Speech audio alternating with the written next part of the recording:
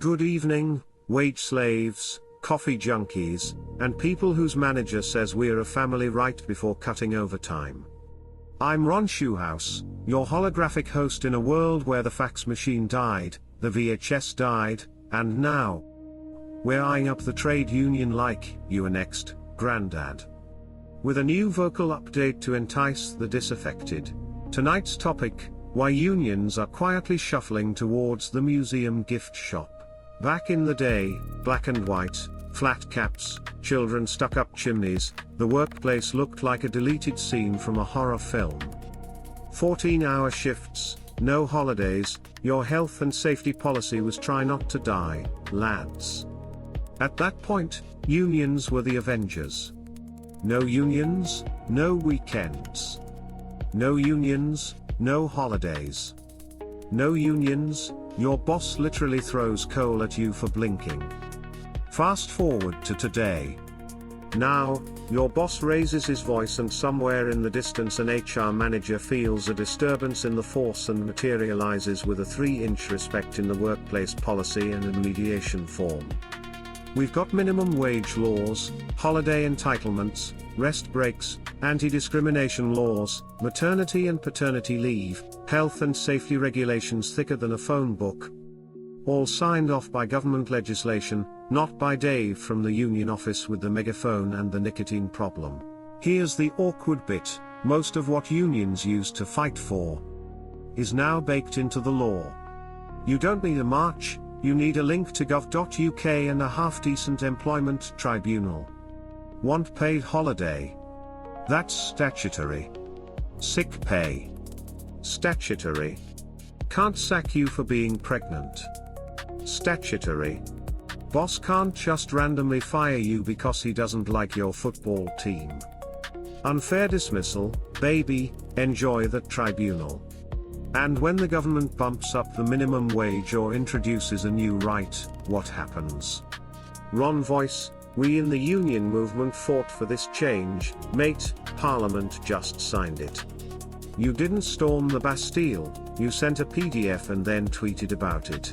Once upon a time, your union rep was the only barrier between you and your boss's random death by machinery policy. Now your real protection is legislation, regulators, HR departments who live in fear of being sued into oblivion, and 1,000 people on the internet ready to reply, actually, that's illegal, under your anonymous Reddit post. We used to say, no union? No protection. Now it's more like, no Google. No idea what your rights are. But we're still important honest. Unions still pretend they're the only thing standing between you and Victorian workhouse cosplay. But look around. Fire exits are clearly labeled. You get training before you're allowed near anything sharp. There's a risk assessment for changing the printer toner. Your line manager has to go on a course just to learn how to say, "Can we have a quick chat?" without causing trauma. Now workers over 25 are paid a proper living wage. All of that came from regulations, laws, and a bunch of very boring people in suits who've never seen a picket line in their lives. Meanwhile, a lot of unions have evolved into, what's the phrase? A direct debit for vibes. You pay a monthly subscription for the right to receive strongly worded emails and the occasional invitation to stand in the rain holding a placard while your mortgage quietly cries. And then there's the politics. Once, unions were about the factory floor. Now most of them look like a student union that never grew up. Hi, I'm worried about my rota. Them, absolutely. But first, would you like to join our campaign to overthrow late-stage capitalism using tote bags and hashtags?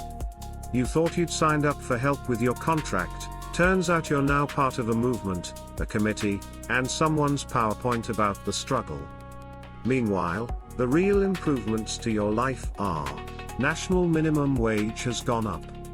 And now workers over 25 are paid properly. You now have a legal right to sue for malpractice against your boss. Your boss must, by law, not be a complete maniac. All announced by the government, enforced by regulators, and occasionally backed up by some underpaid civil servant in an office lit entirely by fluorescent despair. Here's the punchline: the more powerful employment law gets, the less essential unions become. If the government is the one deciding how much you must be paid, at minimum, how safe your job must be, how fairly you must be treated, then the union isn't your shield anymore, it's more like an emotional support hobby. Nice to have? Bit nostalgic. Looks good in an archive documentary with grainy footage and brass band music. But necessary. When you can? Check your rights online in 10 seconds. Email ACAS. Talk to a solicitor. Or watch your boss have a breakdown because HR said the phrase procedural fairness. You start to wonder if paying extra every month just to have someone shout into a megaphone is really the best use of your cost of living crisis budget. In the future workplace, people are hybrid, remote, freelance, gigging, part-time, 0 hours, multi-job juggling weirdos. Laws will keep expanding to chase all that. Digital tools will tell you your rights faster than a rep can find their lanyard. Unions were built for a world of one big factory and one big boss. Now it's spreadsheets, Teams calls, and 6 different side hustles. They're analog in a digital economy. VHS in a streaming age. Bringing a cassette tape to Spotify. So, will unions vanish overnight? No. They'll linger, like that old shopping center no one's renovated since 1993, still open, still there, but every year another shop turns into a vape place. But obsolete? Yeah. Bit by bit. Not with a bang, with a shrug? Because if the government writes your workplace rights, if the law enforces your safety, and if HR lives in mortal terror of tribunals, then unions are no longer the engine of progress. They're just the commentary track. I'm Ron Shoehouse, reminding you, in the 21st century, your real union rep might just be your smartphone, your government, and a bored civil servant with a clipboard, not Dave in a high-vis shouting through a megaphone about a battle that's already been turned into legislation. Good night, comrades. Mind the trip hazard. It's in the risk assessment.